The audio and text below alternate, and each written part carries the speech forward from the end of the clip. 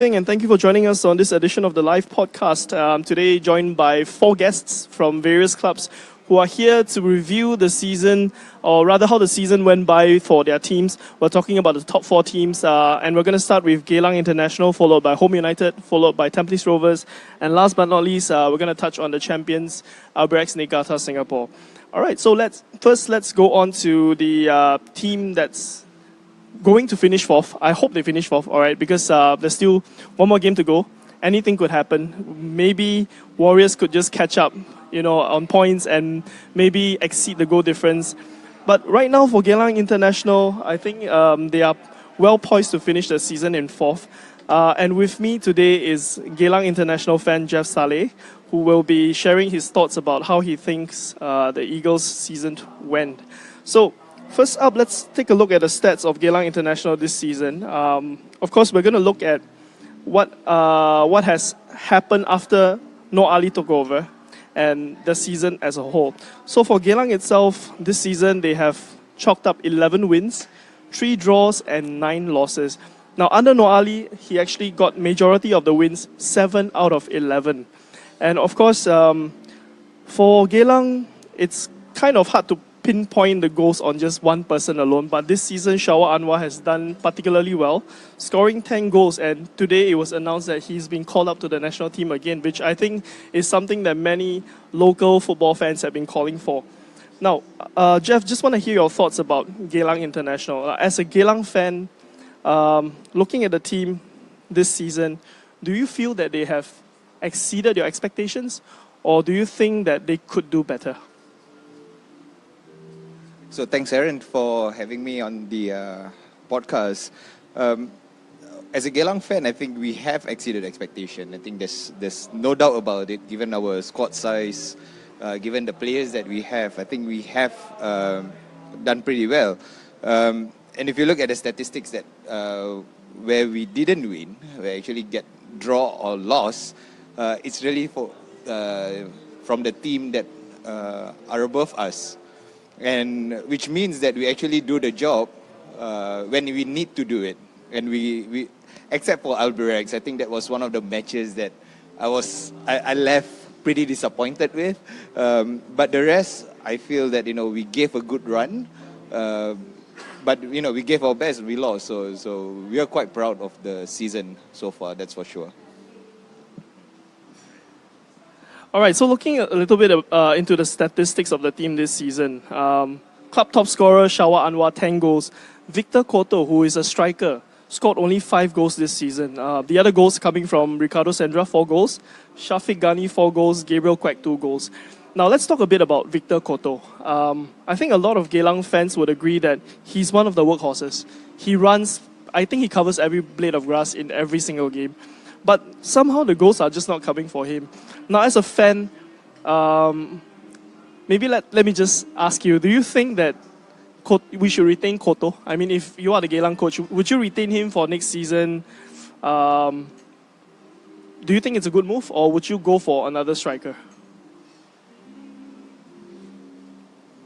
It's a very tough question.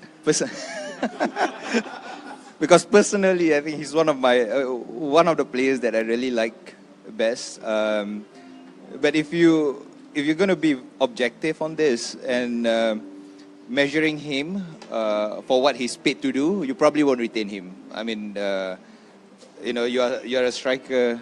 Your job is to make goals, is to score goals, right?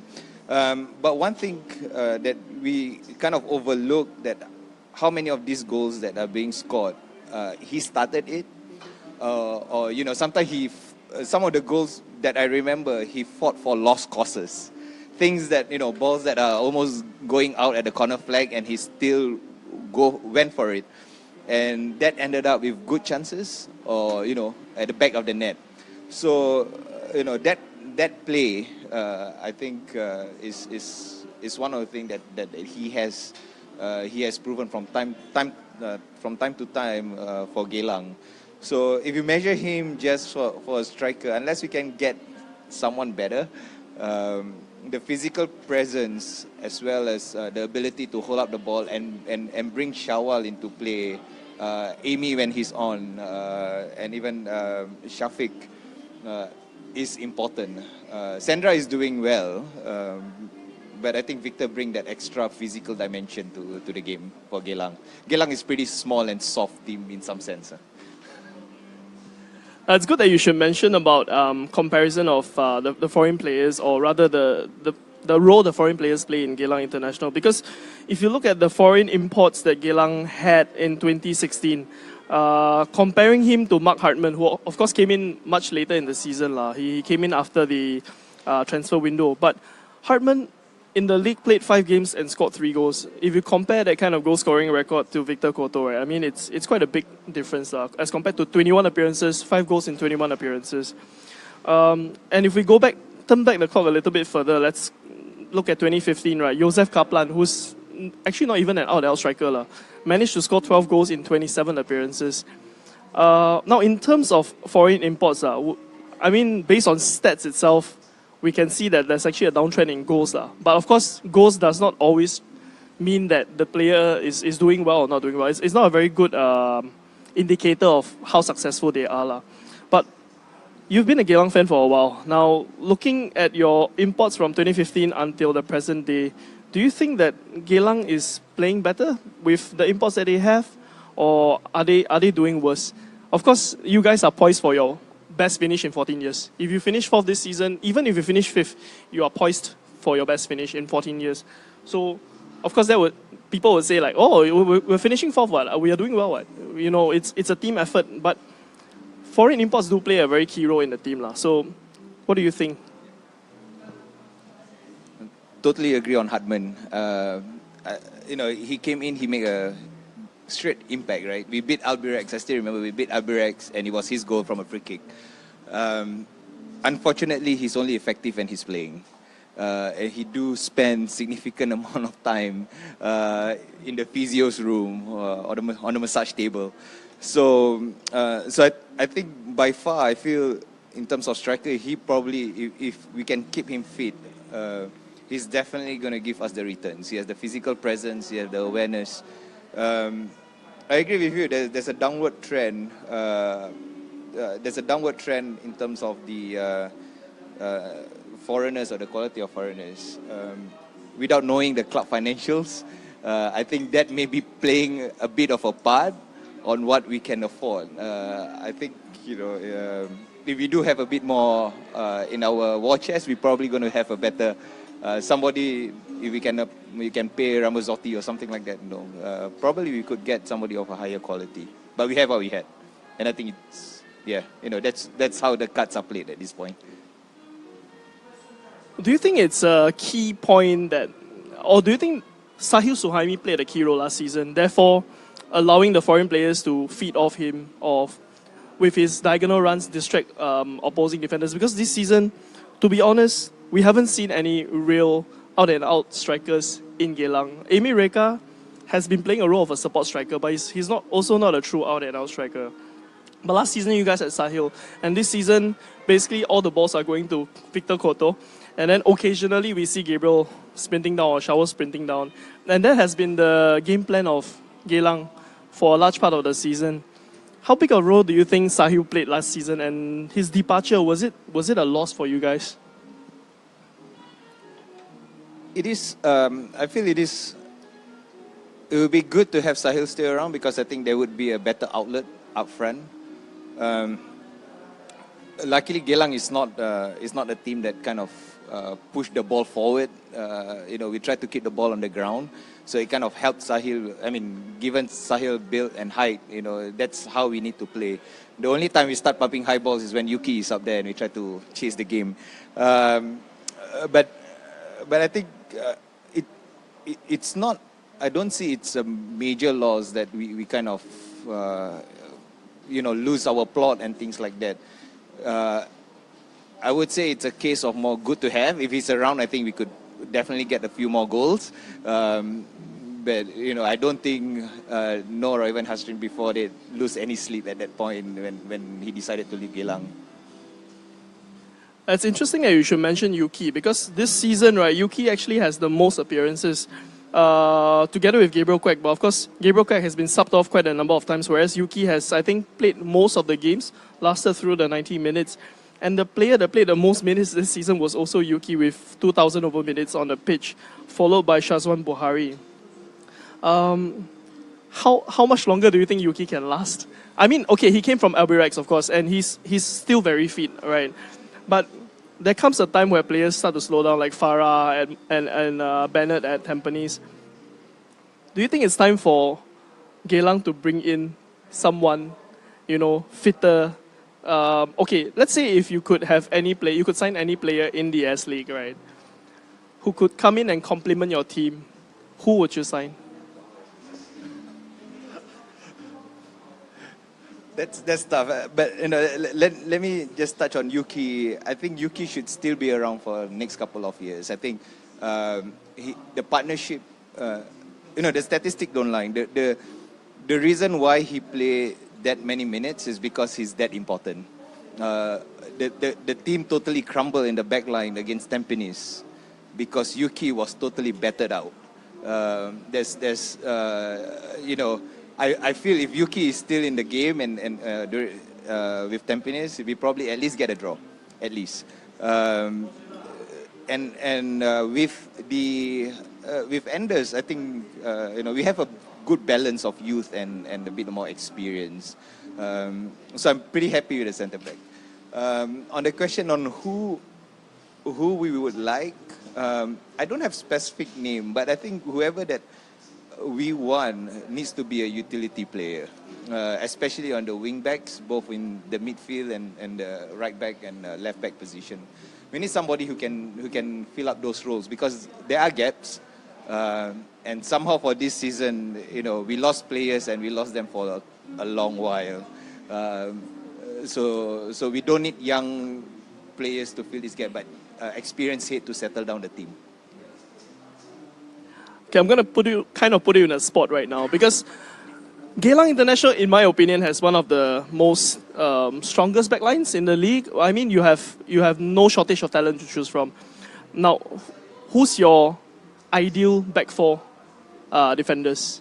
I mean, you have plenty to choose from. Like you have Darren Tay, Safiru Sulaiman, you have Yuki, of course, you have Enders, you have who else? Al Qasimi, yeah. So who's your ideal back four? Or would you play a back three system and play wing backs? Because again, Geylang has two super fast wing backs, Shawa and Gabriel. And when Stanley comes back from his injury, he's also a very fast player. What kind of system would you play in Geylang if you were Noor Ali? I would tend to go with the three at the back, but that seems to be our ace at this point. If I'm going to put four across, I think Yuki and Enders is self-selection up there. Faris, if we have, we need to move forward, I'll probably put Faris on the right. Sorry, it's really between Stanley and Qasimi at this point on the left back slot. One thing, both of them are not really naturally left-footed, so we don't have any natural at this point showing any kind of form on the left back position. So that one is up for grabs. Given the current form, it's probably Stanley keeping the berth. All right, good thoughts there coming from Jeff. Okay, before we pass on the mic to the next fan, which is from Home United, okay, let's look at Noor Ali's record since taking over Geylang. I think it's quite commendable because Noor Ali took over somewhere in June. The first game he was in charge of was against Global, and that's the game they came back to draw 4-4 before losing on penalties. Of course, Gabriel missing that crucial last spot kick. But ever since Noor Ali took over, his record, 7 wins, 1 draw, 4 losses, all right? And as you mentioned earlier, the 4 losses only came from teams that were above Geylang International. And the 1 draw came against Tampines, which was a 1-1 draw in June. Now, for Noor Ali, I think he actually rose to prominence quite quickly because he was in charge of your Prime League side for quite a while. And then when Hasrin decided to go on personal leave, Noor Ali came in. As a fan, okay? From last season up until this season, right? After Noor Ali took over, did you find that the team was more exciting to watch?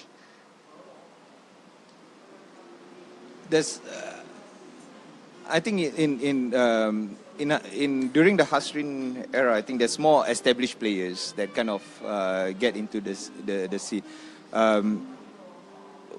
One of the things that very prominent in terms of what Noali did and kind of successful. First, Gabriel came back into the first 11. Towards start of the season, he was on the bench and he came in. Body language wasn't really good, but with Noali, he got that spot. He pretty much sealed that spot. And the defense, I think. He gave chances to the younger players. So I do see that the younger players that get the chance will try to prove.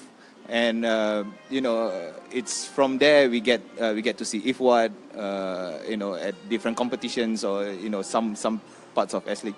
So I think with Noali, the team kind of feel that I have a chance. He will call out on us, and maybe it's because our bench is very light, but they got a chance and they work hard. Yeah, when they get a chance, they work hard for it. Yeah. All right, so Jeff, want to hear your thoughts. For you, who was your player of the year? It can be a Geylang player, it can be a player from another team lah. Your player of the year and your young player of the year. Young player must be under the age of 23.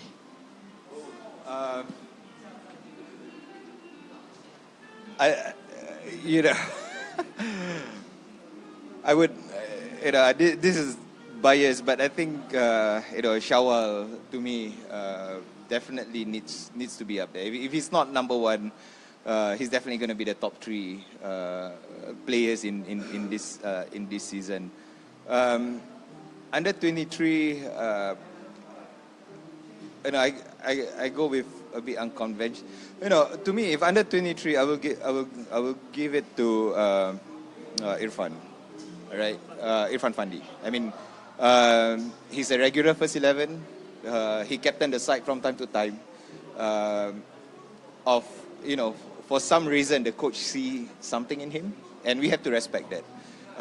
And I feel for under 23, there's no one that has a consistent presence in the first 11 and also carrying the team forward. So we have to acknowledge the fact that the organization, the coach, the organization trusts having him there and give him the captaincy. So it's pretty natural that I will give it to him. All right, thanks for sharing your thoughts, Jeff. We'll come back to you in a while with regard to the national team selection. Okay, right now, let's move on to Home United. So with me, I have Eddy Hirono from Home United Supporters Club. Now, Eddy, for Home United, this season, statistics-wise, 15 wins, 4 draws, and 4 losses. Compared to 2016 when Philip Au was in charge, 11 wins, 4 draws, and 9 losses. Kind of improvement in terms of statistics. Okay, your club top scorer this season is also the leading scorer for the league. Stipe has 25 goals to his name so far. Second top scorer is Faris Ramli, who is also joint local top scorer with Shari Ishak, 11 goals this season. Now for Home United, I know finishing third place is, could be kind of a disappointment for you, but please share your thoughts. How do you think your team did in 2017? First off, I'd like to say that it was the play was much more exciting this year. There's nothing against Philip Au. I think Philip Au did a great job for us, but the personnel this year was much better. So I think, Aaron, you're right in saying that third might be seen as a bit of a disappointment. Much of the disappointment in finishing third, I think, has to be balanced out by the exciting cup run that we went on. And I mean the AFC Cup, not the League Cup, because that wasn't much of a run. Yeah, we just died in the group stages. But so the AFC Cup run, I think, made up for the fact that a lot of... there could be quite a big disappointment in the fact that we finished third. Why is it disappointing? As I said, because the lineup that we had and the depth that we had this season was really, I think, unparalleled amongst the local clubs. In fact, just looking at the lineup, you would have thought that, I think we would have thought that we would have pushed Albirex a bit closer. We might not have won it. I think I predicted that at the start of the season that we finished in the top 2. We didn't finish the top 2, and that's down to a very late, consistent run by Tampines and also a bit of inconsistency by Home United in the past game, in the games after they got knocked out of the AFC Cup, basically. Yeah, so that's my review of the season, and I think the end of the day, I'm not disappointed because of the sheer amount of goals and excitement that this season has brought. But is it disappointing finish third? Yeah, maybe. Okay, let's look a bit about your disciplinary record, because collectively, right, Home United has one of the most number of yellow cards collectively, all right? Most yellow cards, Abdul Karim, 5 yellow cards. I think no surprise there, because Abdul is a hard player. But Kamara, Irfan, Song, Shamil Sharif, Haris Harun, Isdin Shafiq have each got 4 cards. Kamara surprisingly only got 1 red card this season in the league. Do you think it's a desire, the desire of the players who want to win, therefore they are putting in so many crunching tackles? What do you think contributed to this kind of disciplinary record? Well, actually, I think it's a great sign of teamwork, actually, because I was there looking at all these yellow cards, right? But most of these yellow cards are not the result of crunching tackles. They're more the result of 2 things. One is Home United's very attacking play. So if you watch Home United games, you realize that even the fullbacks push up a lot, and so you create it's a bit like how Arsenal play lah. So there's tons of players overloading the box, right outside at the fringes of the box with 1 or 2 inside the box.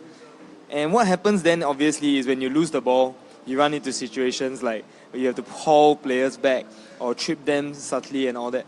And I mean, that's great. I love nothing more than seeing the sight of an opposition player riding on the ground after being pulled back.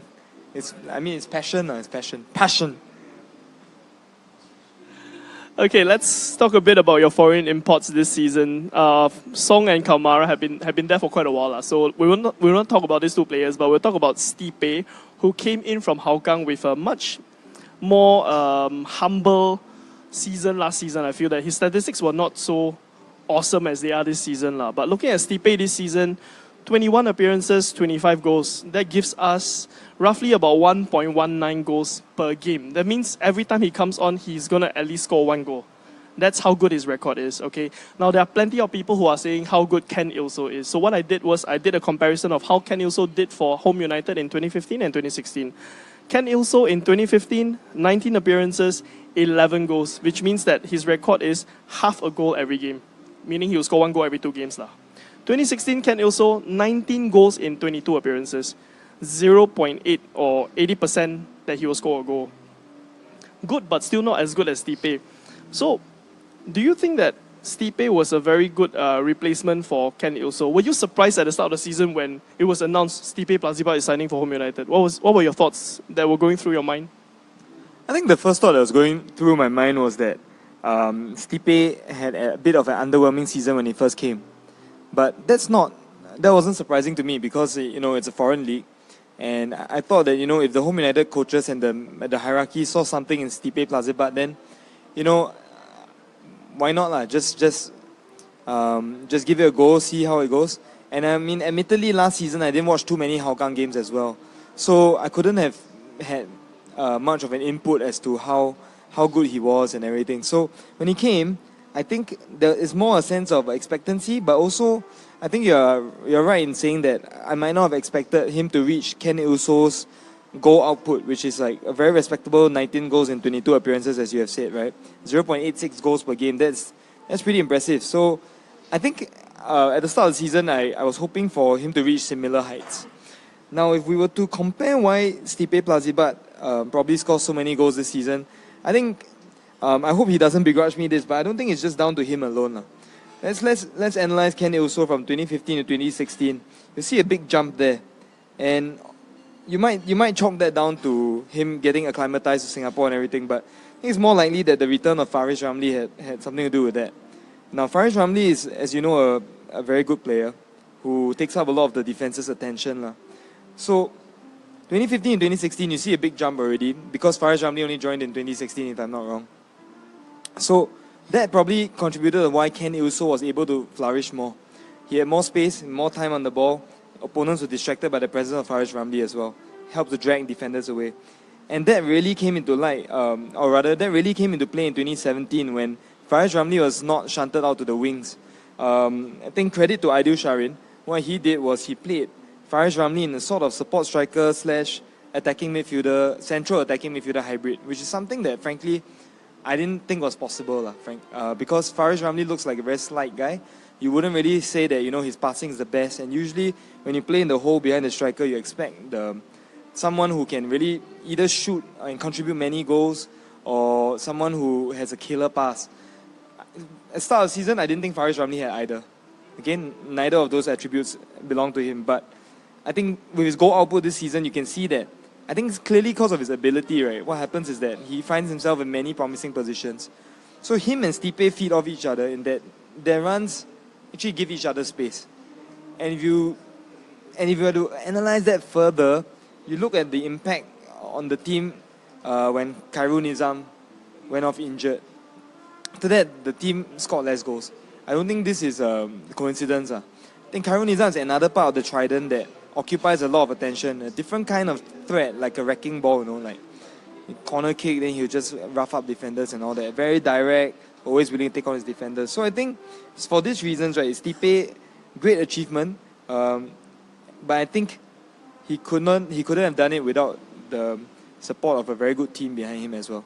Yeah, and that probably explains why he didn't do so well in Hougang, part of the reason. Yeah. Okay, a couple of comments coming in for Home United, so I'm going to read them out to you. I'm going to read out two comments to you. Let's address them one after the other. First one coming from King Hui. If not for Philip setting the foundation, Ideal wouldn't have had this much success either. All right. Agree or disagree? And your thoughts. All right. And for the other one coming in from Jarudin Jumahat. Well, what he's saying that Stipe really surprised him this season, and AFC was the best of all. That free kick in injury time. I think we all remember that free kick against, was it Global? Yeah, Global FC. So maybe let's address the issue about Philip building up the foundation for Home United such that Ideal could feed off it. Do you agree with this? I think one thing is that I can't turn back time for sure. So we can't do the reverse experiment where Philip didn't set the foundation. We are in a situation where Philip has already set the foundation. So we can only try and guess what impact that has had. If you ask me, I think it's had a big impact. The reason for this is that many of the fringe players, so for example, Akari Abdullah, Shamil Sharif, and Sufianto Salleh and all that, they obviously, I hope they don't begrudge me saying this, but they're not the key players in this team. But at various parts of the season, they've all had to contribute, right?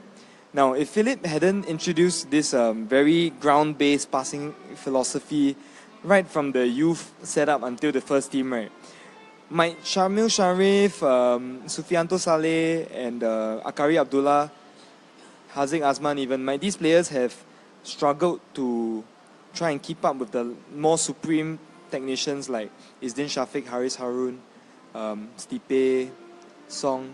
Possible, right? Song himself, I think, has made such a great improvement over the past few seasons. He is definitely not the same player he was even 3 years ago. So, I would agree more than disagree with what King Hui has said. Yeah. Okay, I'm going to point out, to me it's quite a worrying fact, but I'm just going to point out to you and let's hear your thoughts about this. Stipe Plazivat, 25 goals, Faris Ramli, 11 goals. Now, it's actually rumoured that these two players will be leaving your club at the end of the season. The next player that contributed the most goals is Khairul Nizam, who was injured halfway through the season. It was quite a pity because we didn't get to see him more. Now, with these players supposedly leaving, right, do you think that you should sign someone to come in and replace them, or do you think younger players can step up to the plate? I mean, you have players who are up and coming like Ikram Rifki, you have Amiruddin Ashraf. Are they good enough to step into the shoes of Faris, who's leaving, as one of your attacking wingers? And who do you think could step up as a striker? Who would you sign, or who would you bring into the fray from the younger levels? Well, I think obviously one of the replacements you'll be thinking of, given Khairul Nizam's long-term injuries, if you look for an internal solution, you're going to look at like Amiruddin Ashraf, right? And Marian Suto. Is it possible that these two players combined can reach the output of Stipe Plazibat, 25 goals? Possible. As nothing's impossible in this world, I guess. But is it probable? Maybe not. Right? What Stipe did this season was, as I said, a result of him and his partnership with Faris Ramli. So, we're going to lose both of them. So, the coach is going to have a tough time. The club is going to have to bring in 2 players who can hit it off just as well. Try and replicate exactly what was done. That's not going to be easy, right? How are we going to replace them? I mean, I'm not paid the big bucks to make these decisions, but if we could, we could do better than looking at the Albirex players. We could do worse, than looking at the Albirex players. Obviously, if they're the title winning side, then try to steal their players. Okay, I'm going to address one of these comments that came in. Okay, coming from Geraldine Jumahat. With regard to what we were talking about earlier, Ken also against Stipe Plazipat. What he's saying that we can't compare because King Ken can play a lot of positions and he's also a creator. I think Stipe is more of a out and out forward. What do you think? Well, I think Stipe also drops very deep into possession and tries to build from the back, especially when we are losing. You see him actually sometimes in centre mid with Khairul Nizam and Faris Ramli ahead of him. Sometimes, right, even one or two of the fullbacks are ahead of him. So Stipe does that because he knows his experience in J-League 2, where he was played in the hole or even as a centre midfielder. And I think that's actually that used to be his bread and butter, keeping possession, trying to link up play between the deeper midfielders and the strikers. But obviously this season he had a goal explosion, and I think that's great for us. I'm not sure I can say I predicted it because I don't want to sound like one of those indie fans who pretend to know about these bands before they exist. But it's great for us, so I can't complain. But I think he's at home in midfield as well. And also some comments coming online about Haris Harun coming back and lending a different edge to the team, bolstering the defense. But also, conversely, there are some people that are saying Haris shouldn't be playing centre-back. What do you feel? Should Haris play a centre-back? I mean, you have sufficient centre-backs, to be fair. In Home United, you have so many defenders. I mean, Abdul Kaim is an established centre-back. Afiq Yunus is quite an established centre-back, right? You have Irfan, who is playing every game. Would you play him at centre-back if you were the coach? I think one thing that Haris Harun lends to the whole team, obviously, is his bags of experience. As good as Afiq Yunus and Abdul Kaim are, they are just obviously not as assured in possession as Haris Harun. And that's very understandable because Haris Harun, as you have rightly mentioned, is a midfielder. Right? If you play a midfielder in the back line, obviously that's going to mean that the guy is more assured in possession. Now, tactically, would you put Haris Harun in midfield? Possibly. But what happens then is that you might lose the ability to build from the back against teams that press in your half. Another thing that you lose is the ability to play long ball. So right now we have Izzdin Shafiq, who sits at the base of midfield and he sprays long passes, right? Now if the opposing central midfielders were to close down on Izzdin Shafiq, at least you have Haris Harun behind who can still play that similar long pass from behind. And it's less likely that teams will push their striker all the way to go and harry Haris Harun. Because if you do that against a team like Home United with the supreme technicians we have, right, we'll easily find space and before you know it, Faris or Stipe is free and it's a goal.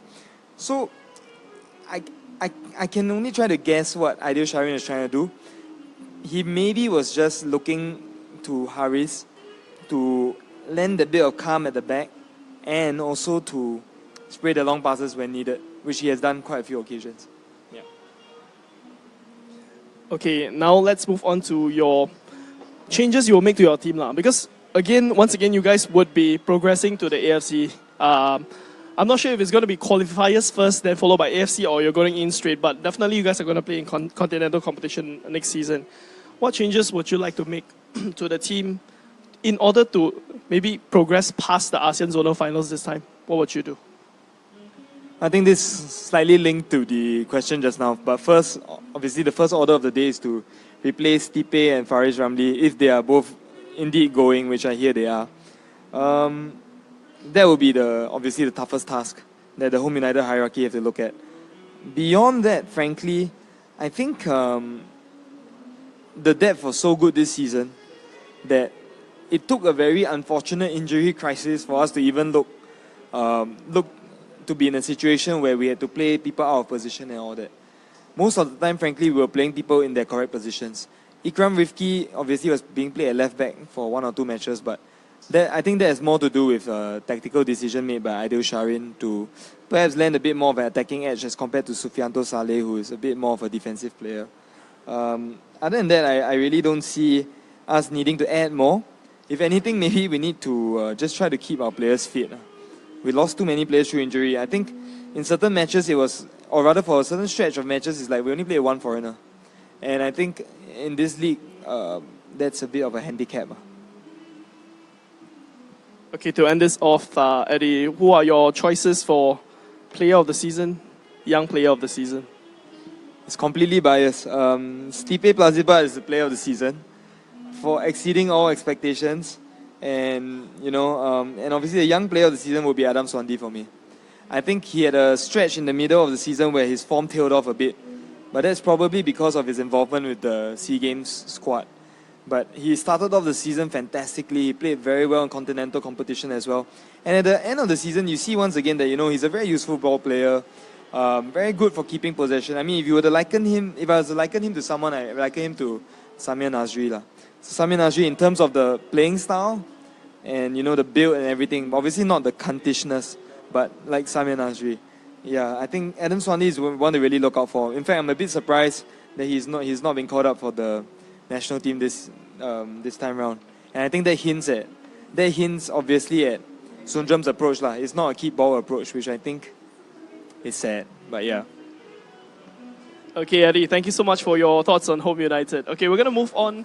We're going to come back to you later, right, on the selection of the national team players from Home United that were announced this afternoon. Okay, we're going to move on to Tampines Rovers, and in front of me I have small Donovan, who's a Tampines fan for how many years? How many years have you been a Tampines fan? Since 21 years? Oh, 21 years. So since almost the inception of the league. So small Donovan has been supporting Tampines for the last 21 years, and we're just going to zoom in on the last 2 seasons and let's see how your team did, okay? 2017, 17 wins for Jurgen Rupp, 2 draws and 4 losses. As compared to 2016, where you had 15 wins, 4 draws and 5 losses. Of course, last season was kind of a mix-up because first you had Sundram, and then halfway through he got drafted to the national team to be the national team coach, and then Akbar Nawaz took over. I think before this session we were talking about Akbar Nawaz and you were praising and saying that he should have stayed longer. I look at what he's doing with Global right now, playing a really good attacking game. Well, for Tampines Rovers, what are your thoughts about their performance this season? Do you think they did well? I mean, they did retain their second position, which they have been finishing second for the last 4 seasons. Do you think they did better this season as compared to last season? Well, I think we are on 53 points right now. And I mean, if you look at the league table last year, 53 is actually more than enough to get us the title. So I would say after what happened last season, I've kind of managed my expectations a little because obviously on paper last year we were like really we have probably like the strongest squad in the S.League. So this season there's a bit of changes, change of transfer policy. I mean obviously they let go of all the 3 imports.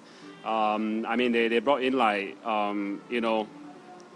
younger and probably like untested players. I mean obviously Megumi is like first year as a pro. So I would say like in conclusion we have done well. I'm actually really pleased with what Jurgen has how he has actually set out the team to play. I think I would say like, I'm really pleased, especially finishing on top of Home United. Because at the start of the season, to be fair, I mean Home United they have like the strongest squad, and we actually lost a few players to them as well. I was actually a bit worried, to be honest, at the start, but I would say like finishing Home United is definitely an achievement. Yeah, because obviously that they really exceeded my expectation. I thought like we could have like finished 3rd or 4th, maybe the best. Yeah, so. Okay, let's look at the scoring department, which I think this season you don't really have a single striker who's scoring that many goals. Your top scorer this season is actually Megumi and Joni, 7 goals each. Followed by Khairul Amri, who was injured, 6 goals. Shadan Sulaiman, 5 goals. Hafiz Sujat, 4 goals. Is it a worrying sign for you that the goals are being spread amongst so many players? Or would you prefer to have, when you used to have Durich where he can contribute like 20, 25 goals a season. Which Tampines do you prefer?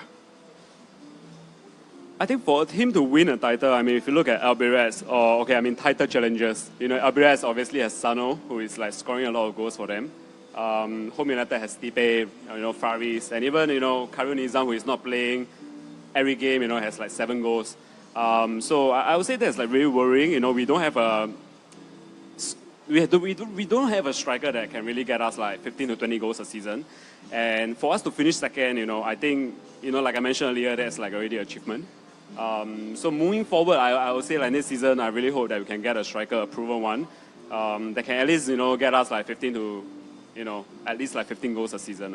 Apart from that, I mean, Megumi has done well, 7 goals as a winger. And, he has been one of our main outlet, when it comes to attack, creating chances, attacking the space. In terms of like the foreign import, I will definitely keep Megumi. And Zotny and Song, I mean, I will make this decision to, obviously let them go. 7 goals is not good enough for a striker. And Song, I wouldn't actually waste a slot on a holding mid. I will actually use that import, that import slot for probably like a center defender or even like another winger. So it's interesting that you should mention about the foreign players, because the next thing we're going to look at are the key foreign import comparisons. Now in 2017, as you mentioned, Joni and Megumi and Song are the 3 foreigners that you have, and the 3 of them together have contributed 15 goals, with only 1 goal coming from Son Yong-chan. Joni 7 goals, Megumi 7 goals. Comparing this to 2016 when you had Billy Mehmet and Jordan Webb, who contributed 12 goals each in 22 appearances. And of course Jermaine Pennant, who gave us 5 goals in 21 appearances. So if you look at the stats, right, actually Jordan Webb was, in terms of return of goals, Jordan Webb was doing better than Megumi. But do you think this is a fair reflection of the performance, or do you think that Megumi outshone everybody this season? Okay, I was really worried when we lost Webb to Warriors. Obviously he was like the best player for us last season. But Megumi has like really surprised me. He's a bit of an unknown at the start of the season. Obviously he scored like 7 in 22 as compared to Jordan Webb, who has like 12 in 22. But I mean, from the way they play, I actually, to be honest, I would prefer Megumi to Webb right now. Yeah, and Webb is like a bit inconsistent. He's like, he tends to drift like in and out of the game, at times, and probably maybe a bit too fanciful. Whereas Megumi is like a bit more direct, and I think if a player is more direct, definitely, I mean, the end product is, there will definitely be a better end product lah. Yeah, so I would say like we should keep on. We should keep Megumi, and yeah.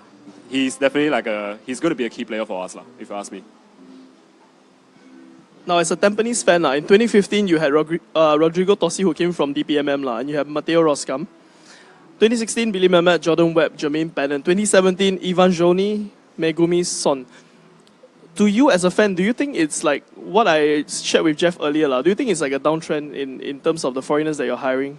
Because when we started this season, Tampines is well known for hiring big names. But this season, when they signed these 3 foreigners, everyone was like, who are they? I've never heard of them before.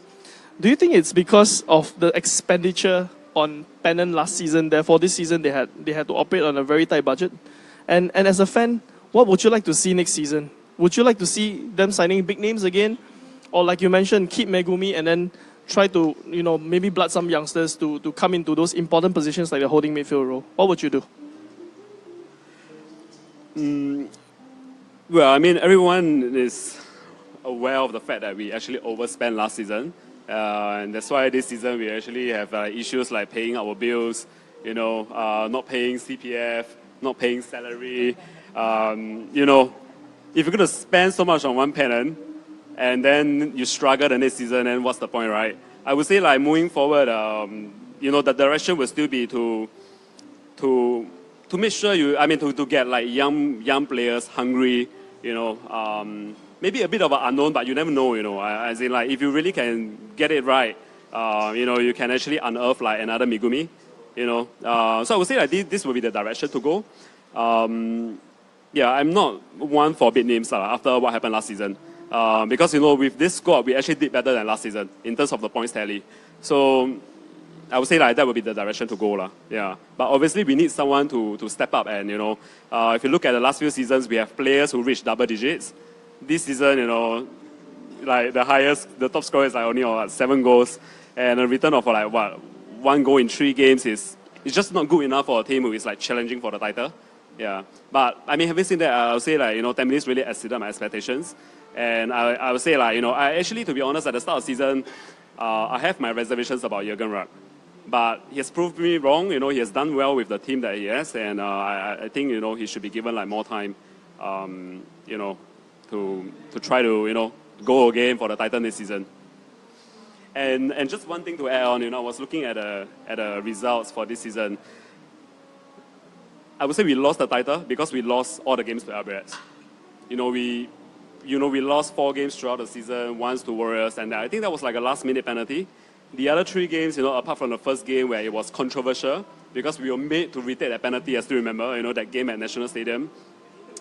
It kind of like set the tone for the season, The other 2, no complaints it was 4-0, 4-1. And obviously the 2 cup games where we played our first team and we still lost to Albirex on a 7-1 aggregate. So you really give it to them. I mean, they have done well, they deserve the title. But I would say we really lost we lost out to Albirex because we basically lost to them. If you look at our track record against the other teams, I would say it's really solid. With the points tally that you have, we finished on 48 points in 27 games in 2015, and in 23 games this season we have already gotten 53 points. So it's still an improvement but it's just that Albirex is too good Okay, moving on to your players with the most appearances and most minutes. Most appearances, Mustafik Farudin, 23 games, 23 starts. Megumi, 22 games. Bennett, 21 games. Most minutes also shared between Mustafik, Megumi and Bennett. Is it a worrying sign for you? Because, the players who are starting the most games for you, one is 39 years old and the other one is 36 years old. I think age has never been like an issue for me. I mean, if you are really good enough, then you play, It's as simple as that. But for Farah and Bennett, to be honest, I was really quite surprised by the stats as well. Farah is like the player who has started all the games this season. So credits to the 2 of them. I think they are really role models. And Farah, I follow his career. He came to Singapore first season wasn't really playing much for 10 minutes. Then they loaned him out to Sengkang Marine for a season. And after that, when he came back, he has been he's like a legend for Tampines. I see him more as like a one-man club. And you look at the S.League today, I think Tampines has the highest number of players that has stayed for the longest time. People like Farah, even Shadan. Shadan started out at Tampines. Obviously went to Lions Shelf and came back. We have players like Ismadi and Jufri Taha, who is not even like a first team, but he has been with the club for quite a couple of years. So if you ask me, I think Tampines still has its values as a club. I think they try to retain good players, players who can still do a job. Obviously we also brought back Jamil Ali and Imran, even though they have not really played much this season. But I would say really we have to give Farah and Bennett all the credits. I think they really I would say really role model. And I hope they will stay around for next season, so that players, up and coming players like Shannon, or who else? That Prime League guy, 47, right? Yeah. So I think these are players that can really learn from them. To become, to basically focus their career. To basically do their best for the club, and to play for as long as they can. You look at Bennett, he's turning 40, but he's still dominating strikers in the league. If you look at the number of goals where we considered 20 this season and 10 were to Albirex. So we basically only considered 10 goals in 20 games against the rest of the league. I think that says a lot. Okay, I'm gonna ask the Geylang fan. Do you think you guys miss Bennett? Now, since he mentioned Bennett, and Bennett has been doing really well for Tampines this season. Last season, Geylang was pretty rock solid at the back with Bennett in the centre back position. What do you think, Jeff? I think we miss him in the short term, but if Bennett is still around, I'm not so sure whether Anders is going to play. So we would have missed Anders' capabilities. But Bennett is still good on the left back, which I feel where we can still slot him if he's around. Okay, back to the Tampines fan. Now, you mentioned that you will take away players like Johnny, you will take away players like Son. Okay. Let's talk about your central forward position. You have Khairul Amri, you have Fazrul Nawas, you have even Hafiz Rahim, who's not been playing for a very long time. I've not seen him for a very long time. How do you think you guys would play next season? Do you think you will continue to put your trust in Amri, who is like injury proneness, maybe 20 every time injured and Fazrul Nawas, who's yet to be back at his best? Would you place your trust in these local players to try to score more goals for Tampines, or would you go for a big foreign striker? Like I mentioned earlier, I think I would definitely go for a big foreign striker. In fact, the other slot that is like taken by Song right now, Song Yong Chuan. I mean, I like him as a player. He's hardworking. He basically his role is to basically sit in front of the defense and recycle the ball. But I think foreign import is like really important for us, and I think we need a big foreign striker. Like I mentioned, we need someone who can get us like at least 15 goals a season. And probably like another winger, so that we can like have a really. I think we can score goals. With also Megumi on the right flank. In terms of how the team will be playing, I think Jurgen has his own system. I think we have done like a 3-4-2-1, which has kind of worked well for us. We have the players to play that formation well, to be honest. So I would say that 2 and 1 might as well just go all foreign. The 3 are pretty much secure. We have Madhu. We probably need to bring like one more defender to kind of like to rotate between like Farah and Daniel Bennett, because I mean obviously they are like really aging, and the 4 I would say like Shannon has the potential to step up. Left side obviously we got Shakir, who is obviously out injured at the moment. Then for the 2, I think I personally will still play Sharan there. He has done well, and he has shown that he can be someone who can dictate the play during games. But as for the sitting midfielder, I might just go for Raihan from Balestier. Yeah, I think he's a really hardworking player, and after being let go by Aokang early this season, I think he still has a point to prove lah. Okay, so let's move on to your selection for your player of the season and young player of the season. Can be a Tampines player. Who for you in Tampines was player of the season and young player of the season? I think the player of the season I will still go with Daniel Bennett. Yeah, I think, and the young player of the year, I would say it will be Megumi. Yeah, and I think that's pretty straightforward. Yeah. No Shannon, Stefan. Okay, Shannon, I like him. I think he has a lot of potential. But obviously he joined like midway through, and he only like played for the last maybe 1-2 months. So not enough game time to be selected for the young player of the year lah. But the guy has potential. I mean he definitely can take over Ismaili, who is like probably another legend at Tampines. All right, before we move on to, that's kind of an argument going on here between Albirex and Tampines. But okay, before we move on to Albirex, all right, let's talk a bit about the cuts that you guys had. Whereas Home United has the most yellows, unfortunately Tampines has the most reds. All right, you have a total of 5 red cards, 2 of them coming from Ismaili, whom you mentioned. Madhu Mohana has 1 red card. Yasser Hanapi has 1 red card. Of course, Yasser is not with them anymore, having moved on to the Malaysia Premier League. Khairul Amri has 1 red card, which I remember was because he took off a shirt and celebrated after he scored a goal, 2nd yellow. So that was, okay, Home United has something to say. It's because goals are very rare for him, so he must celebrate.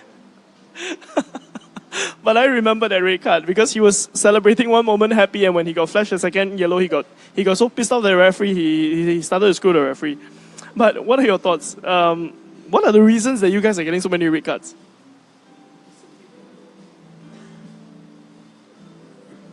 I mean, I don't think there's like really any reason. I don't think Tampines is a very rough team. I was like quite surprised.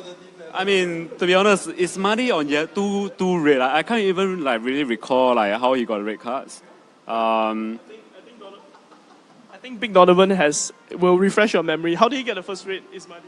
If I'm not wrong, it's by, I think, descent. It was pure descent. It was right, like, totally away from the ball, off the ball. Yeah, the first game of the season. He should change the name to Is Dirty. I think, it's quite legit lah. I mean, the first game was like full of controversy, you see.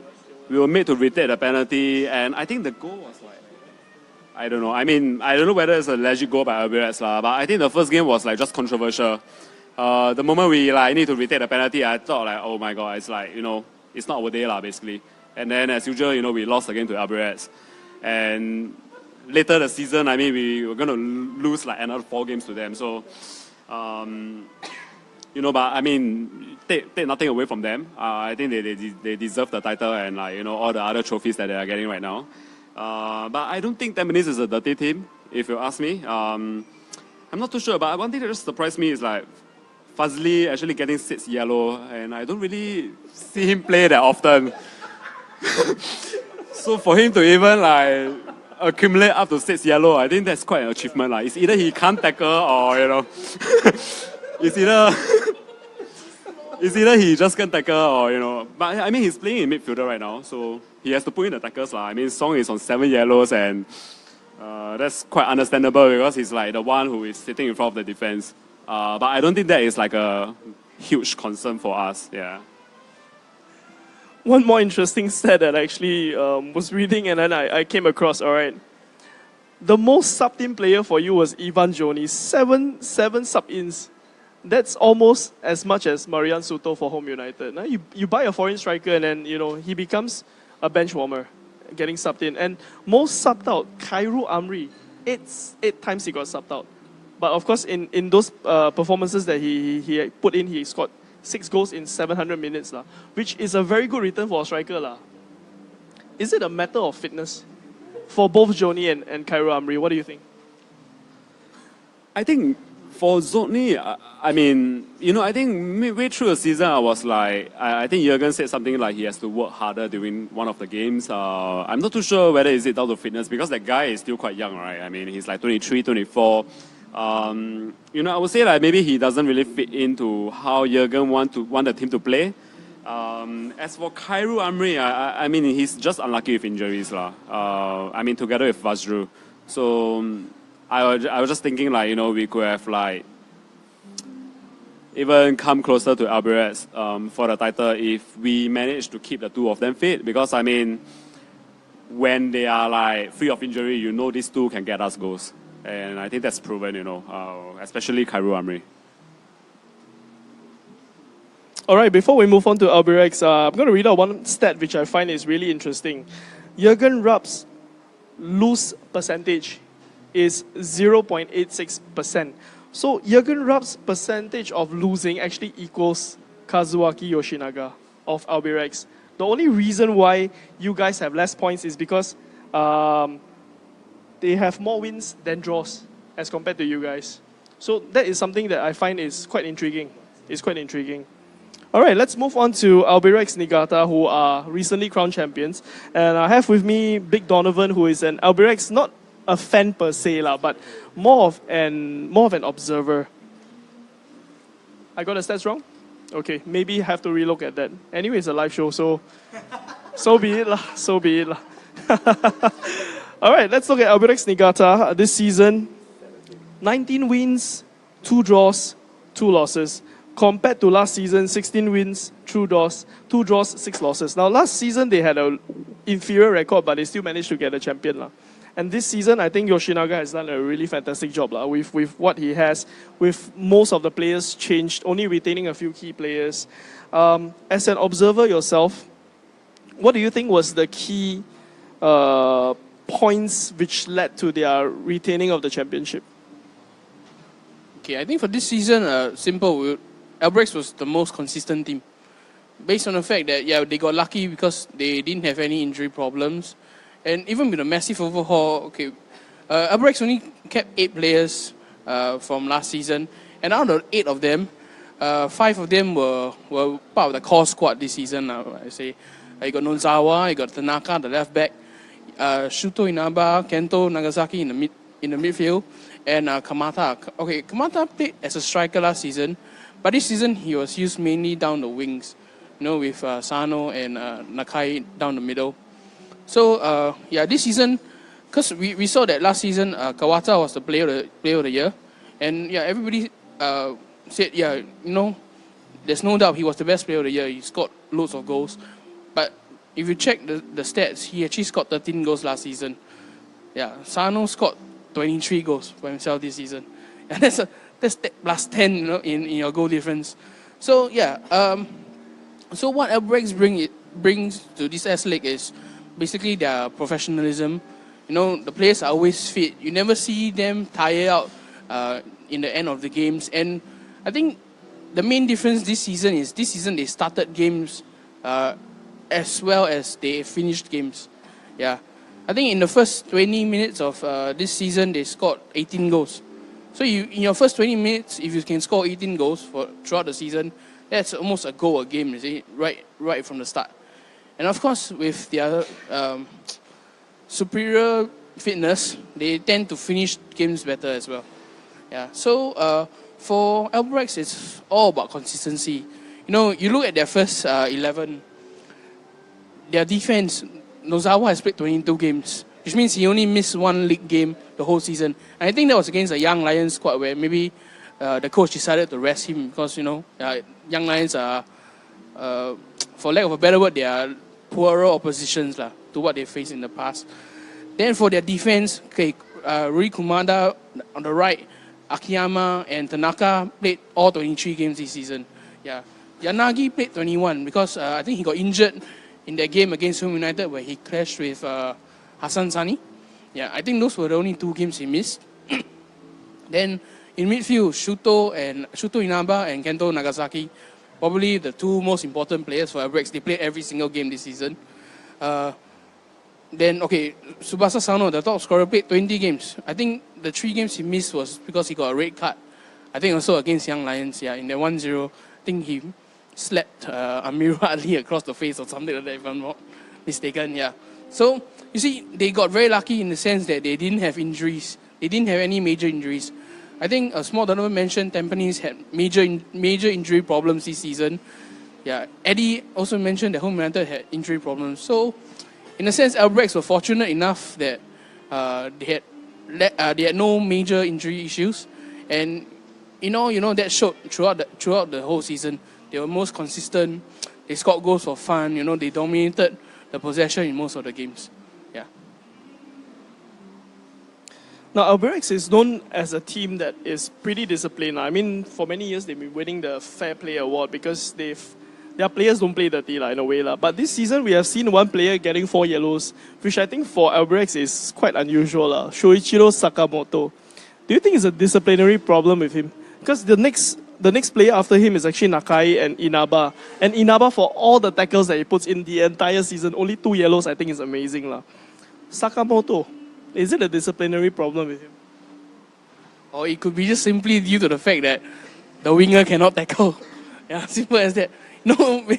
It's not his job to. It's not really his job to win the ball back. So, I mean, kudos for him for trying, but you pick up yellow cards like that, so yeah.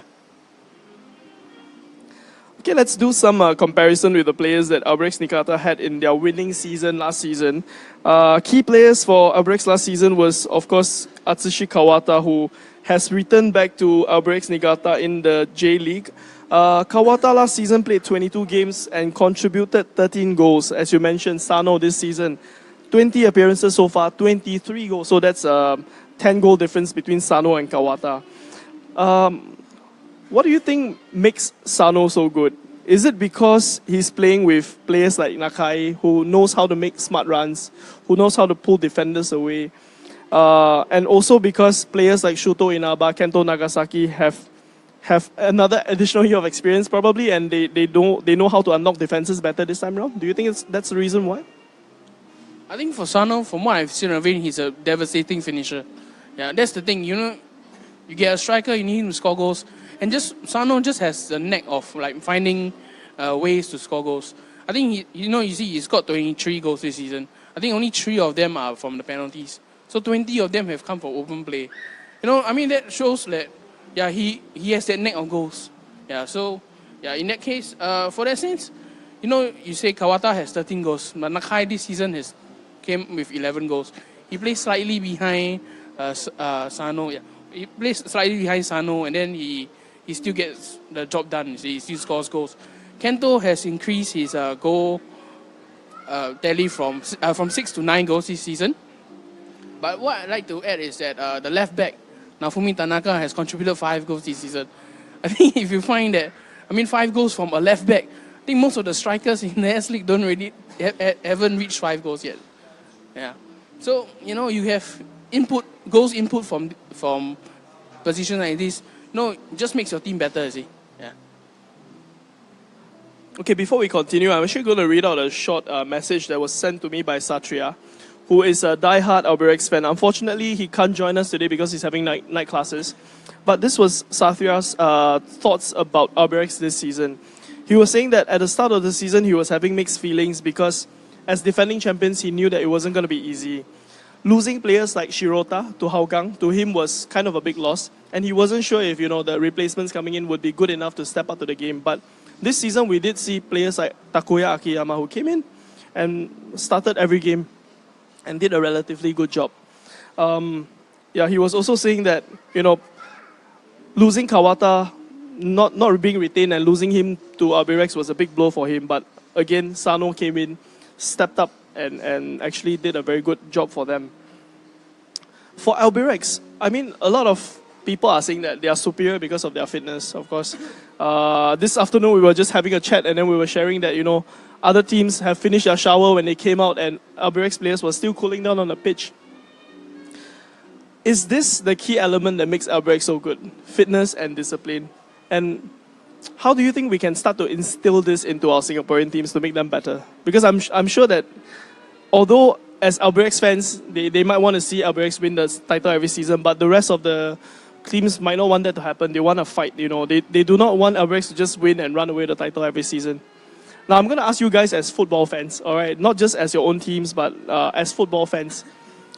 What can we learn from Albirex and how do we actually match them? I'm going to pass it around. I'm going to start with Small Donovan first, followed by Jeff, followed by Eddy, and then lastly, Big Donovan. I understand that, the new players that they actually bring in from Japan every year, they are like pretty much like first year as a pro, coming out from university.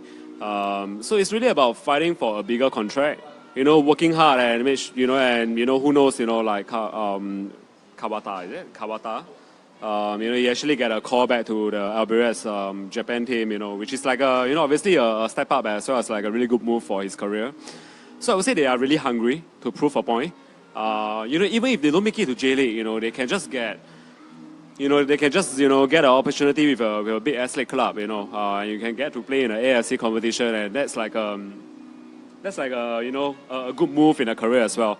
So if you look at the difference between local and Japan players, they are really made to fight for what they, where they want to get to, and I think that itself is a very, I think a big difference in terms of like how they approach the game, how they prepare themselves as footballers. I think it's really about being hungry, and going all out. And obviously fitness-wise, they're professional as well. First year as a pro, you just do your best and hope you get scouted by some other clubs. And yeah, so I would say like that would be the difference. And for them, it has like really worked very well for the past few years. I think for me, quite a lot have been spoken about what's happening on the field that make them successful. I'm interested to actually, we don't know much on how they run the club, but we can see, that is something that, in general, you want to aspire to. I think they have the virtuous cycle in some sense. They play good football, they attract the fans love them. they approach the right community to support them. Every time we go to Jurong West, it's almost, when Geylang play away, that player standee, knowing your first 11, and you're from the entrance all the way in, you can feel that the atmosphere. So they must have been doing something really right off the field as well, and it breeds confidence.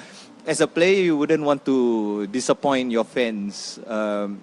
So I think that's a very nice equation that they have. I mean, professionalism and their discipline, very obvious for us to see. But I really hope we learn from Albirex in terms of how they run the club, how they run the fan base, and so on. Actually, hearing what Jeff had to say and what Eric had to say, I think there's nothing much more for me to add. So, yeah. For me, it's all about work ethic. I think you see all the superior athletes, the top of the game, they always preach, hard work. You might have the talent, but you need the hard work to push yourself further.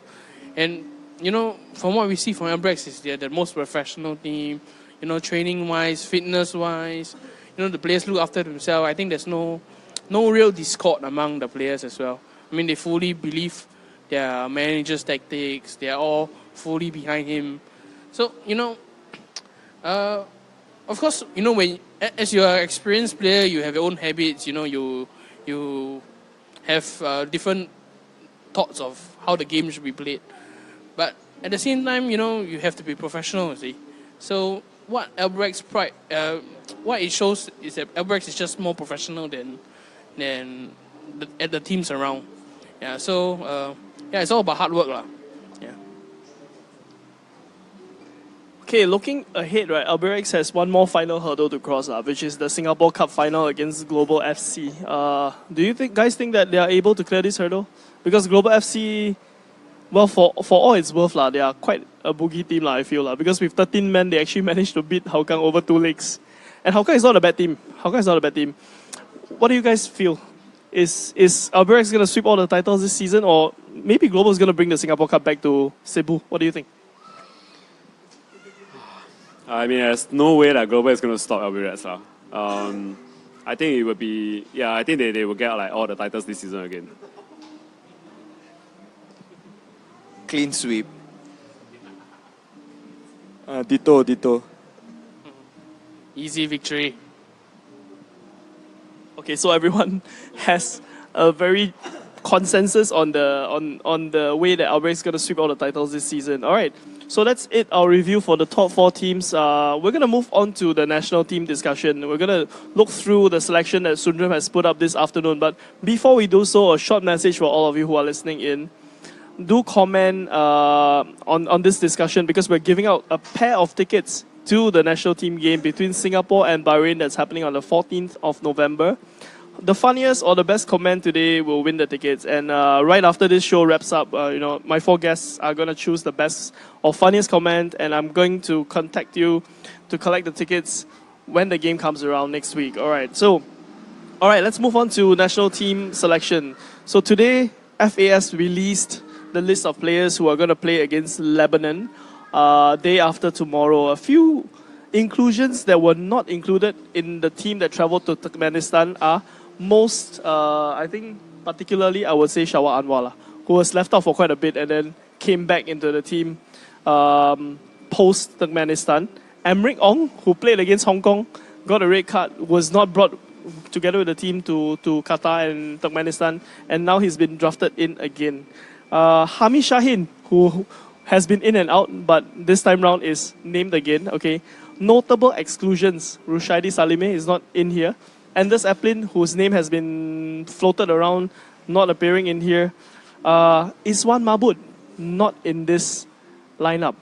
All right, so let's pass the mic around. All right, thoughts about selection. Who was the most surprising for you, and who do you think was still excluded despite Sundram refreshing the list this time round? Let's start with small Donovan. One is, I suppose he's maybe injured.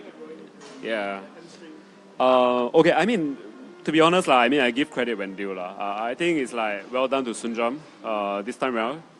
I think he has been like listening to us, like to the podcast or whatever. I was quite pleased when I saw the team, in all honesty. But the only thing that I'm actually, I mean, I just don't understand why you need like 4 right backs. You have look at a team that's like Emirates, Nazrul, Faris, and Shannon. I mean, if there's something that I can change, I would take like Wailun over Emirates. Because I mean, obviously Shakir is injured. And the only proper left back that we have is like Shafiru. Yeah. And Shafiru, I mean, correct me if I'm wrong, he hasn't been like really starting games for Geylang as well. So I'm not too sure whether he can, even get into the first team. So there is a chance that I think they might just play Zulfami there. Zulfami Arifin, or maybe Hafiz Shuzat. I mean, Hafiz obviously can fill in at left back lah. But I still think that, Wailun should get the call ahead of Emirates. I'm not too sure where Wailun is playing, because I've heard that he's playing in centre midfield or something. But whenever I see him play, he's always quite solid at the left back, even when, just pushing forward to support the attack. So I thought like he probably deserved the slot more than Emirates lah. And yeah, I mean, that's pretty much it lah. And I'm just pleased to see Shawa in the team. He's been knocking on the door for the longest time, and he definitely deserves his slot. I mean, his place in the team. And to the extent that I think he should even start for the national team come this Thursday or next Tuesday. And Hami Shahin, yeah. One of the better number 10 in the league. So I think he deserves his place as well. And these are the 2 players that I actually thought that, Shuna should call up. So quite pleased to see them in the team. Okay, before we move on to Jeff, right, I'm going to interject with a comment that I saw here, which I find is quite funny. Ken Hong Tan, why Mustafiq and Bennett still in the team though? They are so old, they can start applying for pioneer benefits. Okay, let me answer this. Who's that guy again? Ken Hong. Tan Kian Hong, right? Okay. To be honest, right, if you are good enough, age is not a factor. Let's like I mentioned earlier, let's look at the stats, right? We have the second best defense. Okay. Out of the 20 goals that we considered, 10 were to Albirex.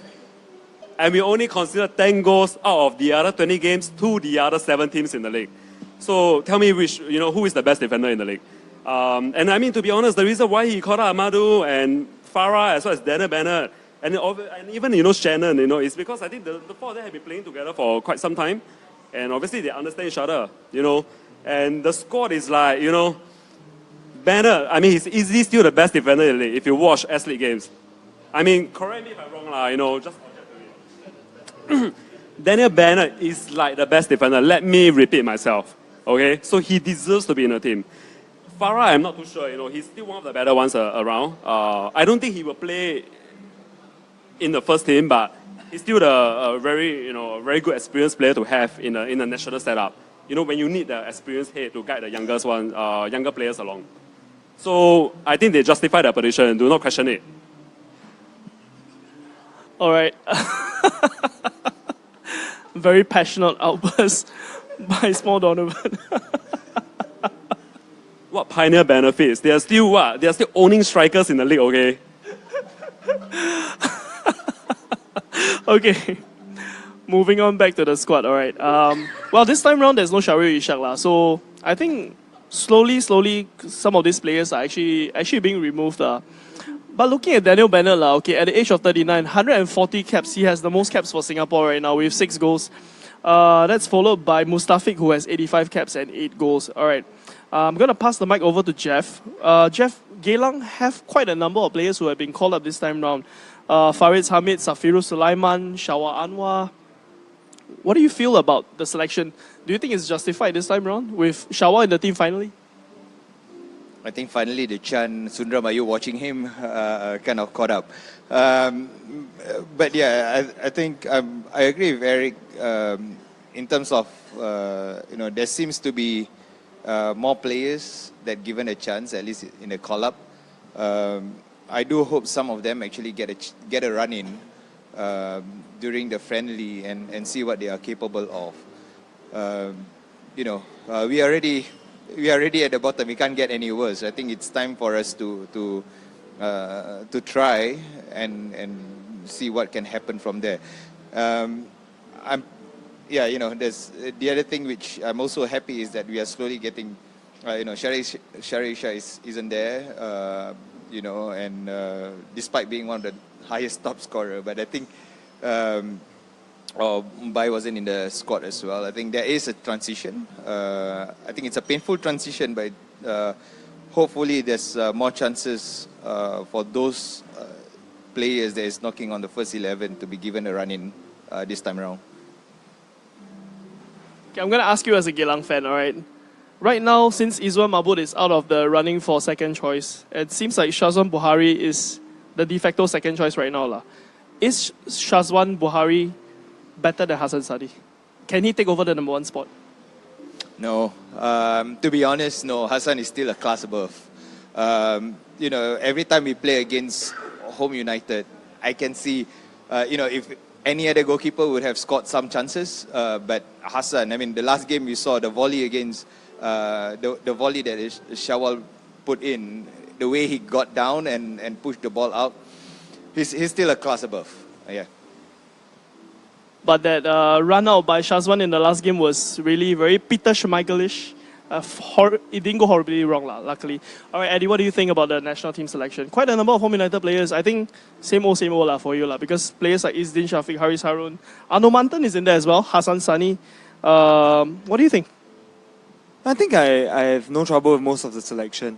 In fact, when I said earlier that I want Adam Swandi in, right, I'm not entirely sure who I would take out. So, that points to the fact that this is a selection that I'm quite comfortable with, actually. If I was forced to take someone out, it might actually be Hamid Shaheen.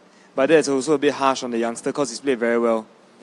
Yeah, he's played very well this season. And even against, even when Home United obviously outclassed Young Lions, I'm referring to the most recent one because we outclass them every time. But he played very well. I think he played very well. He held onto the ball very well. And it's very clear that if he played for a better team, right?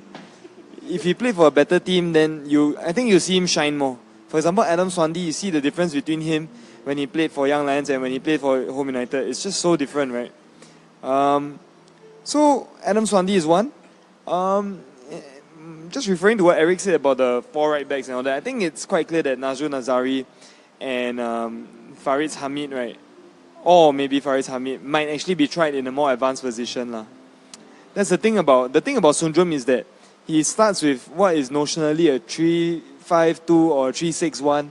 Then it very quickly becomes a 5-4-1. And then when you want to defend, right, it becomes a 9-1-0. And when you want to play that kind of 9-1-0 thing, right, what happens is that your wingers also have to be defenders. And I think that's why he has gone for this kind of overload of right backs. But basically, what will happen is that, for example, let's say he starts with Shannon Stephen or Emric Ong in a 5-man defense with Emric Ong being the right wing back. What happened when we're under the cosh, as we invariably are, is that Emric Ong will be right outside or right on the edge of the penalty area defending, and then Nazrul Nazari will take the wing.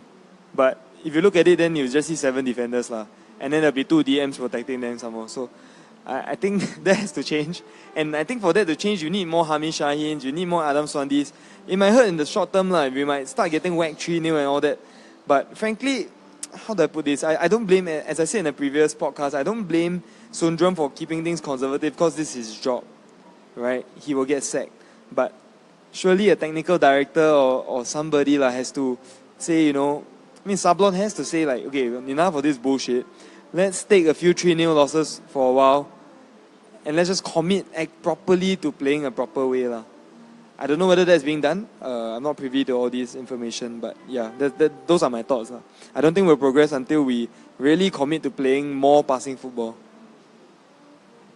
Okay, before I pass the mic to Big Donovan, I would like your opinion. Selecting players from the bottom team in the league, do you think it's a wise move? Well, there are pros and cons to do it. The bottom team in the league is Young Lions, right? So if we want to ensure that we have a constant stream of young players or to have players, you have to give them experience sooner or later. So, of course, back to the squad that came out. I personally don't have too many problems with the choice that Sundram made. As on the issue of 4 right backs, I think for me it's more of there's no one player that we can call. Yeah, this fella is a starting right back for Singapore. Nazrul has tried, Faris has tried in the position, Emmerich has been tried in that position. And now we have Shannon Stevenson. Shannon has been playing in that position for Tampines. He might get a run out in one of these 2 games. So I think it's clear that they have viewed the right back spot as one that's up for grabs. Maybe that's why you have 4 players trying to win that position. Yeah. So as for Shahwa Anwar, yes, the fans have been saying, we need to call him up. So now we have called him up. How about Sundram? You start playing him. Yeah, it's one thing to call a player up, but you have to put him on the field, so that we can see. It's no good like, you call him up, then he just trains. But on the match day, he sits on the bench. The way. So what the fans like to see is attractive football, and Shahwa is a player, easy on the eyes. He runs at defenders. He tries to score goals. So that's why I say it's one thing to call the fella up, but you should play him. Comment coming in from Ken Hong. Perhaps Sundram can go back to the 3-4-3 system used against Turkmenistan and Hong Kong. By far the best games under him. Do you guys agree? Yeah, I agree. The 3-4-3 actually wasn't as what I said, the doomsday scenario where it became a 7-3-0 or a 9-1-0. It really was, it felt a bit like a 3-4-3, and in defense it became 5-2-3, or rather 5-4-1, which is acceptable, I think, in the current day and age and with the limitations of our Singapore squad. I think he will do the same again, and I think that really informs why he has caught up so many players. In fact, I wouldn't be too surprised if Shannon Stevens is given a run at the right central back position. Not sure if it will suit him, but it's possible that he might be tried out there because of his athleticism and everything.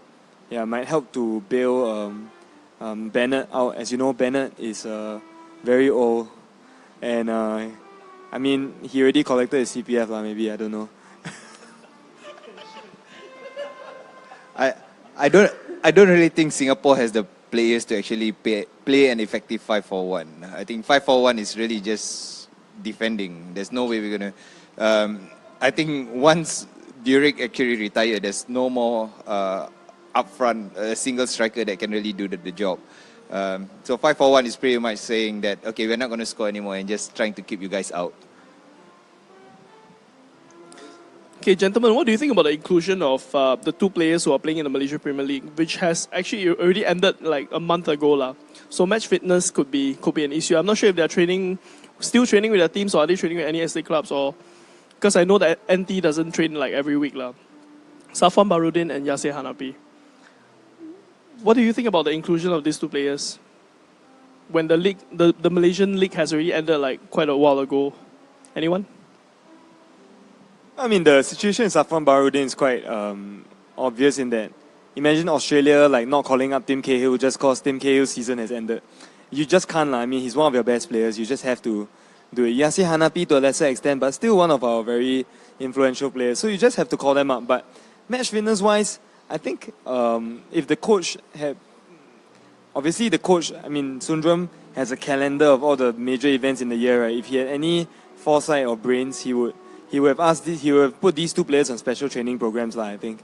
And I don't think it would be, and if they don't comply with those training programs, then out of the team they go, it's simple. And some people are giving me very childish stares and childish looks because of the word special, and then they're doing weird eyebrow raises. But I think that's just typical of Tampines fans. Yeah,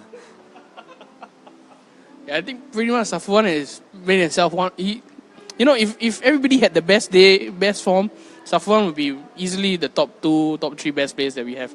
So for us, Safwan has to be in the squad. For Yasser, as Eddy said, to a lesser extent, but he's still a decent player. He still can score goals. he scores important goals sometimes. So yeah, why not? Okay, question. Safwan as a centre back, or as a midfielder, or as a striker?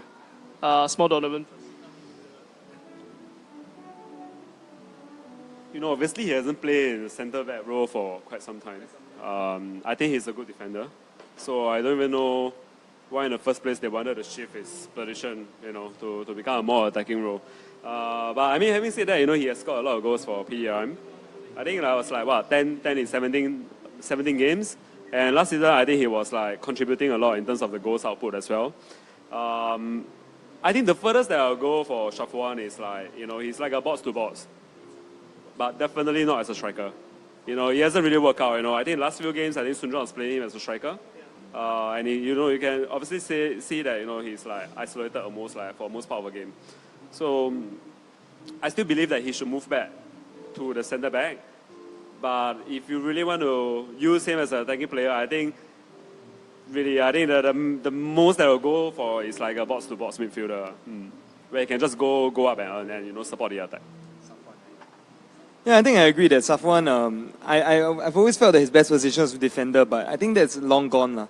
He has not been played as a defender in either club or country for a very long time. So to ask for that is like asking for Eric to come out and really admit that his name is Eric instead of small Donovan. But on a more serious note, right, what I think Safwan has to do is to relish his role in playing in centre attacking midfield, where he can get goals and contribute to the physicality and the chasing of the defense, or rather harrying the defenders when they're in possession. I think that's what Safwan can do. That's what Safwan will do for the team. He's a hardworking player.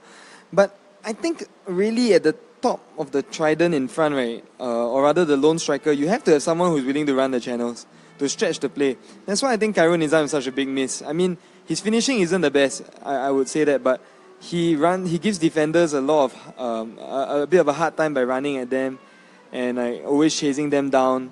And of course, he's a big presence, a big unit in the air as well. With this squad, who can possibly fill that role? I really think it shouldn't be Safwan. Safwan should play behind and try to capitalize on a bit of chaos caused by the guy in front. But I'm not entirely sure who the guy in front could be. Could it be a nippy, small striker who just runs around? Shawal maybe Farish Ramli? I'm not entirely sure. So Iksan, to be very honest, I haven't watched him enough, so I can't comment on how effective he would be as a lone striker. But I know it definitely shouldn't be Irfan Fandi. I know there are certain fans who say Irfan Fandi is not a centre back and he should be converted back to he should be converted back as central striker. I don't agree. Having watched him both as a striker and a centre back, I think he's a much better centre back than a striker. It might be training or maybe not being played in the right system, but from what I've seen so far, I'd rather he stay as centre back. So yeah, I mean, the choice of striker I think is crucial in this formation. Try to get someone who can let Safwan capitalize on the half spaces that will inevitably result if you stretch defenses. Yeah. Okay, before we move on to our next point of discussion, right? Someone wrote in here, Wong Jiawei wrote here, asking why is Iqbal not in the national team? Do you guys agree that Iqbal should be in the national team? Well, for me, Iqbal has a lot of flair. I mean, aesthetically, he's nice to watch. He takes on players, but the final product hasn't been there for the longest time. So, comparing to the other players you have, like Shawa, the players you have Faris Ramli, they are scoring goals, you see. Yeah, Iqbal, maybe in the future, yes, you should call Iqbal. But right now, no, I don't think he gets in this team. I think it's one of those luxury players. It's when you have a squad, stable enough, and you probably can get that goals, and you want to waste time, get it to the corner flag and draw the foul and run the clock down.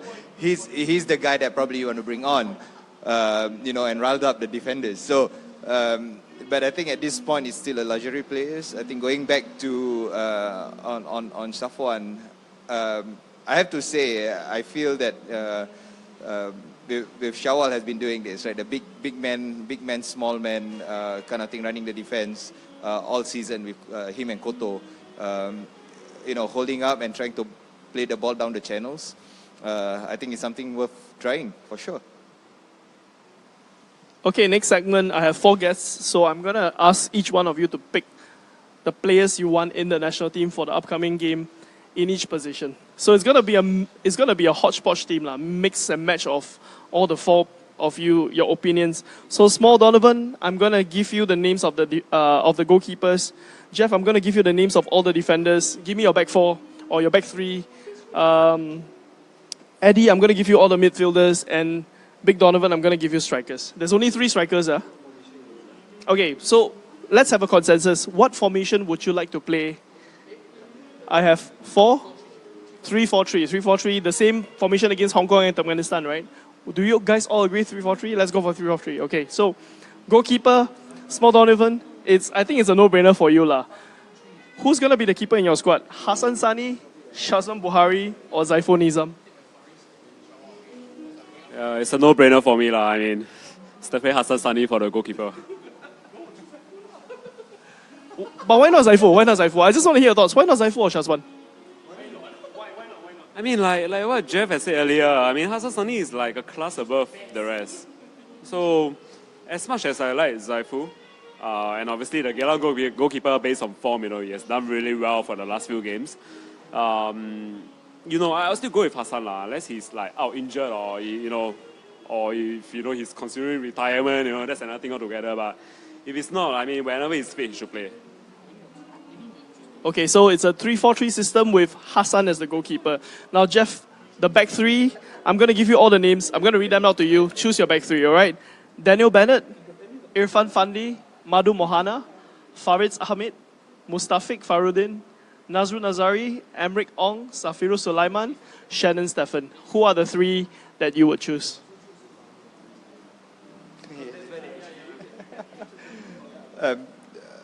I'll be sneaky and actually, Bennett will definitely be in there.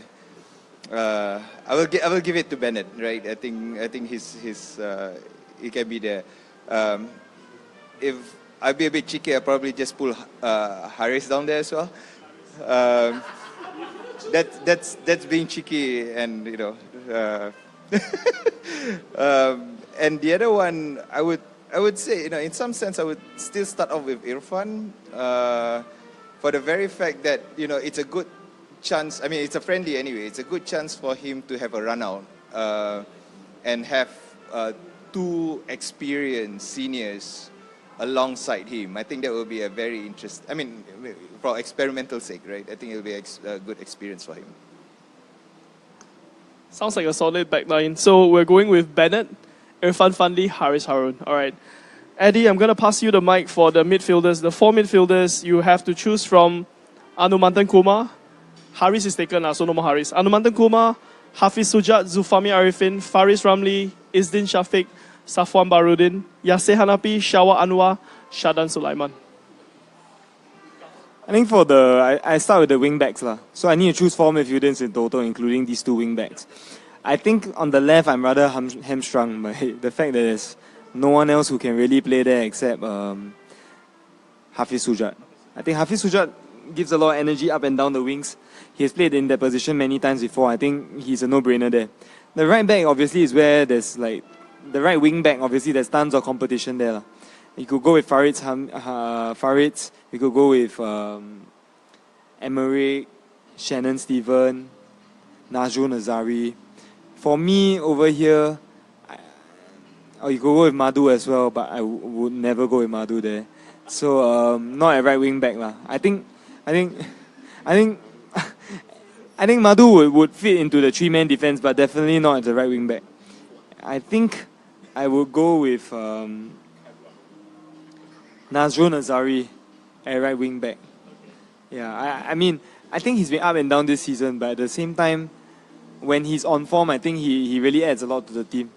And it's actually quite cute seeing a guy so short playing in the national team. I think it's a bit like we have a shorter player. It's a bit like the Albirex versus Home United. There was the Pokemon Carnival, right? It's a bit like seeing Pikachu on the field. But that's not why I'm picking him. I think he's really a very good player. And even though I don't like Aokang that much, I like the fans, but not the team that much. I think Nazrul deserves a spot. Now, central midfield. I think I'll go with no more Haris lah, so that's a bit of a shame. I think I'll go with Anumantan to screen and to sit alongside him, but maybe play a bit more adventurous. I'll go with Shadan Sulaiman actually. I think Shadan Sulaiman always exudes a bit of class lah. The only worry is that with Shadan Sulaiman, sometimes you might get overrun in midfield because he doesn't have the legs that he used to last time. And that's not me quoting an Ed Sheeran song. But I think that might be mitigated by the fact that I'm pretty sure with this midfield choice, someone is going to pick Safwan, and then Safwan can be the guy who runs back as well. So yeah, those are my midfielders. Alright, so Anumantan and Shadan in the center, left side Hafiz Sujat, right side Nazrul Nazari. Okay, Big Donovan, strikers, Hami Shaheen, Iksan Fandi, Khairul Amri. I hear Shannon Stephen being a striker, but that is a bit tough lah. That's a bit tough lah. He's versatile, but not that versatile lah. Hami Shaheen, Iksan Fandi, Khairul Amri. Who are your 3 strikers, right? You can choose from the others as well, those that were not taken. Okay, for my 3, right, think of it as an inverted triangle. I want the focal to be at the back, in the number 10 spot in a way. So at the number 10 spot, Safwan Baharuddin. You know? Okay, we have Anu and Shadan Sulaiman in the back, right? So Safwan will play a bit ahead of them. You know, Safwan, what can he do? He can hold the ball, he can pass, he run, he does a bit of everything lah. So up front, the 2, I'll probably play them narrower, almost like 2 strikers. So on the right will be Shawama, and on the left will be Faris Ramli. So that's where we have the pace. You know, that's where we can trouble teams, can get them to run and defenders. You know, Safwan in the back, you know, Safwan behind them is a bit more stable lah. So he can hold up the ball, he can distribute to the 2 strikers. So with the pace, the flair that we have, I think we could give Lebanon and then maybe Bahrain a run for the money. But you know, that may be wishful thinking, but let's hope for the best lah. Sounds like a very experimental lineup lah. Let's try putting this team together. Okay, so what I'm going to do is after this podcast, I'm going to do a graphic to show the team that our guests have selected. And let's see how many of our listeners and viewers actually agree or disagree with our lineup. But, you know, having Shawal, Faris and Safwan at the top is like, we are really like just removing the lone striker that we used to play. We are going to go with a trident. So it's something that has not really been tried before. Okay, any final words for your teams or for the national team before we end the podcast? All the best. These teams are better than us, so, you know, just give it your best. Yeah, good luck to the boys. I mean, you know, playing against tougher oppositions, just do your best. Just try. Alright, so after this podcast, we're going to review the comments and we're going to pick the winners for the pair of tickets. Do look out on this particular podcast post itself because we're going to post the winner at the end of all the comments and we're going to contact you. Our team will contact you for the collection of the tickets. Now, next podcast is going to come after the game against Lebanon and before the game against Bahrain, where I'm going to assemble a couple of guests. We're going to sit down and review what went on against Lebanon. And we're going to see if Sundram, maybe, did he change his tactics or... You know, if he tried something new, let's review what he did and the lineup that he put up and what are the changes we feel might come. All right, thank you so much for joining us. And of course, do look out for your name. Hopefully, you're one of the winners of the tickets. And we'll see you again next time.